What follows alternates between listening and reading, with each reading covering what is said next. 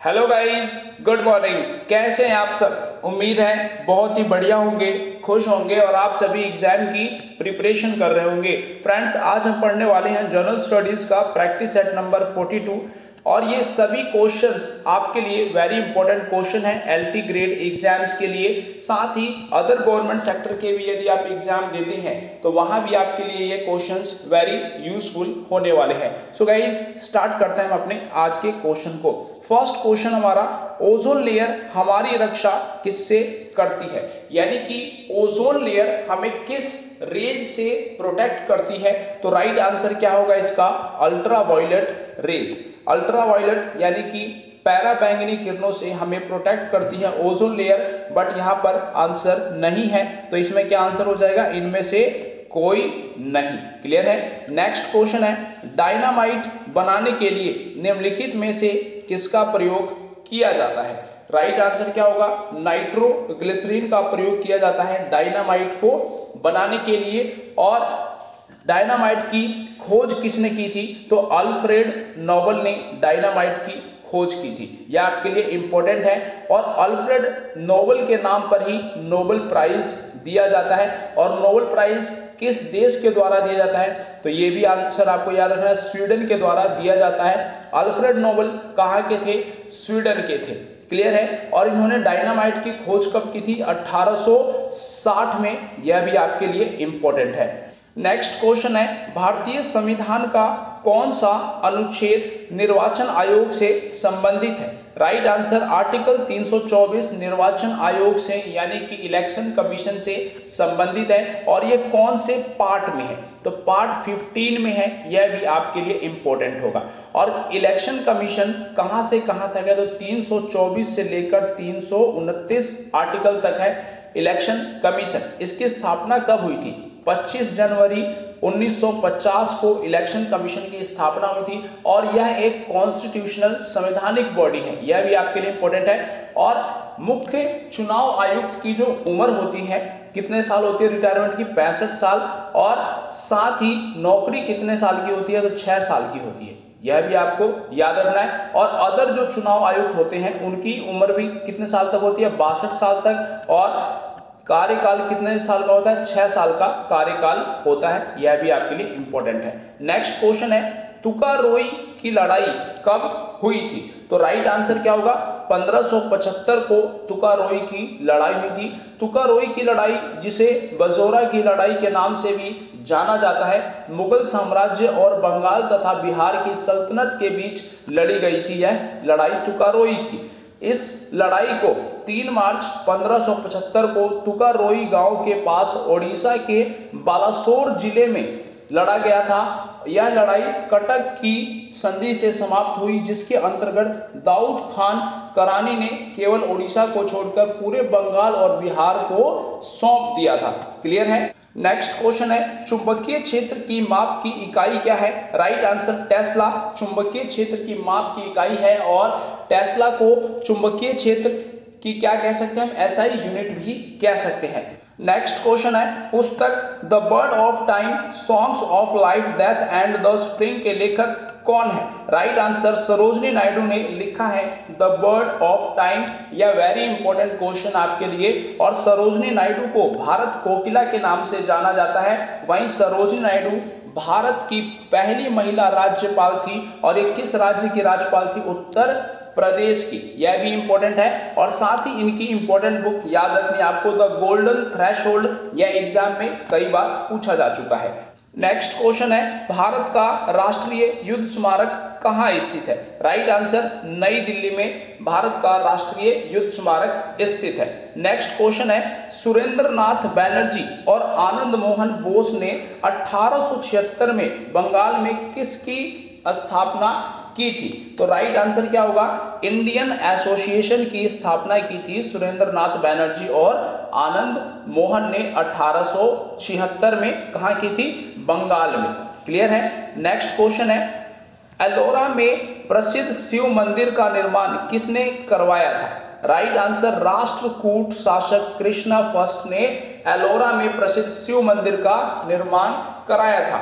वहीं आपको राष्ट्रकूट वंश से याद रखना है कि राष्ट्रकूट वंश की स्थापना किसने की थी? तो राइट आंसर क्या हो जाएगा? दंती दुर्ग ने राष्ट्रकूट वंश की स्थापना की थी। नेक्स्ट क्वेश्चन है, रग्बी फुटबॉल में प्रत्येक पक्ष में खिलाड़ियों की कितनी संख्या होती है? राइट आंसर 15 होती है रग्बी में एक पक्ष के खिलाड़ियों की संख्या।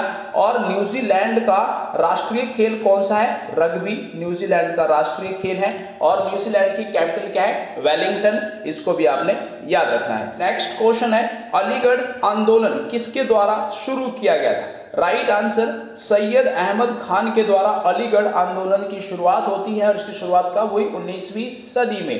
क्लियर है? यह एक सुधारक आंदोलन था। इसकी उत्पत्ति उत्तर प्रदेश के अलीगढ़ शहर में 1875 में हुई। कब होती है? 1875 में इसकी शुरुआत होती है। Mohammedan Anglo oriental collegiate school की स्थापना के साथ। क्लियर है? इसका उद्देश्य ब्रिटिश भारत की मुस्लिम आबादी के लिए शिक्षा की एक आधुनिक प्रणाली को स्थापित करना था इस आंदोलन का मेन मोटिव। नेक्स्ट क्वेश्चन है, लूसी बोली किस राज्य में बोली जाती है? राइट आंसर मिजोरम राज्य में बोली जाती है लूसी। और यह लूसी जाति के द्वारा वहां पर यह बोली जाने वाली भाषा है। वहीं मिजोरम की ऑफिशियल लैंग्वेज क्या है? मीजो। और इंग्लिश इसकी ऑफिशियल लैंग्वेज है। और मिजोरम की कैपिटल क्या है? आइजोल।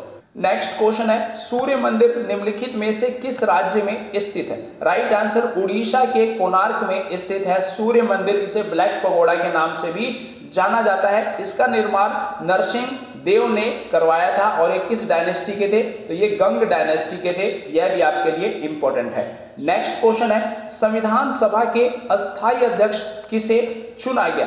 राइट आंसर राजेंद्र प्रसाद को 11 दिसंबर को संविधान सभा का अध्यक्ष चुन लिया जाता है। और संविधान सभा के अस्थायी अध्यक्ष कौन थे? तो वह थे सच्चिदानंद सिन्हा। 9 दिसंबर को इनको अस्थायी अध्यक्ष के रूप में चुना गया था। वहीं अस्थायी अध्यक्ष किसे चुना जाता है? राजेंद्र प्रसाद को। संविधान कितने दिनों में बनकर तैयार हुआ था? 2 साल 11 महीने 18 दिन में संविधान बना था। संविधान के जनक के रूप में किसे जाना जाता है? तो भीमराव अंबेडकर को संविधान के जनक के रूप में जाना जाता है।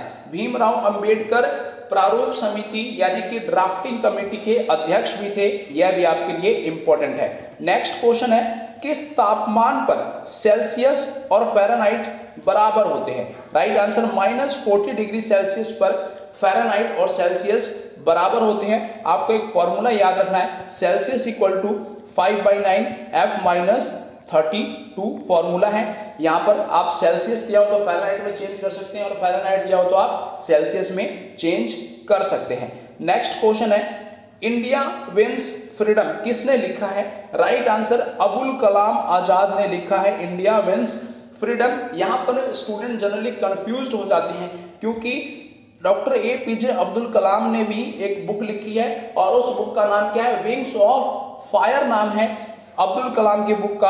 और अबुल कलाम आजाद की बुक का नाम क्या है? India wins freedom. Next question है, राष्ट्रकूट वंश की स्थापना किसने की? राइट आंसर क्या होगा? दंती दुर्ग ने राष्ट्रकूट वंश की स्थापना की या उसके संस्थापक थे कौन? दंती दुर्ग। नेक्स्ट क्वेश्चन है, बुद्ध चरित बौद्धों का पवित्र ग्रंथ किसके द्वारा लिखा गया है?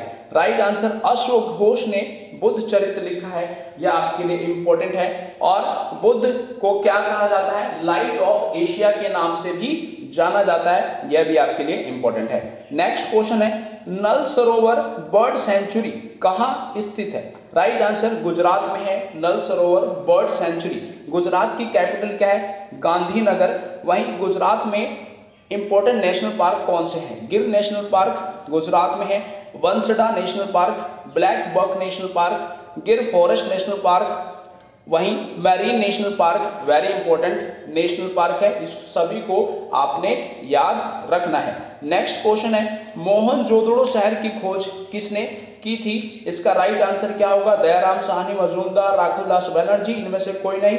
क्या है? कमेंट बॉक्स में कमेंट करना है। नेक्स्ट क्वेश्चन जिसे मैंने आपसे लास्ट क्लास में पूछा था, हास्य गैस यानी कि लाफिंग गैस का फॉर्मूला क्या है? तो राइट आंसर क्या है इसका? नाइट्रस ऑक्साइड लाफिंग गैस का फॉर्मूला है N2O। सो गाइस ये थे आज के सभी वेरी इंपॉर्टेंट क्वेश्चंस।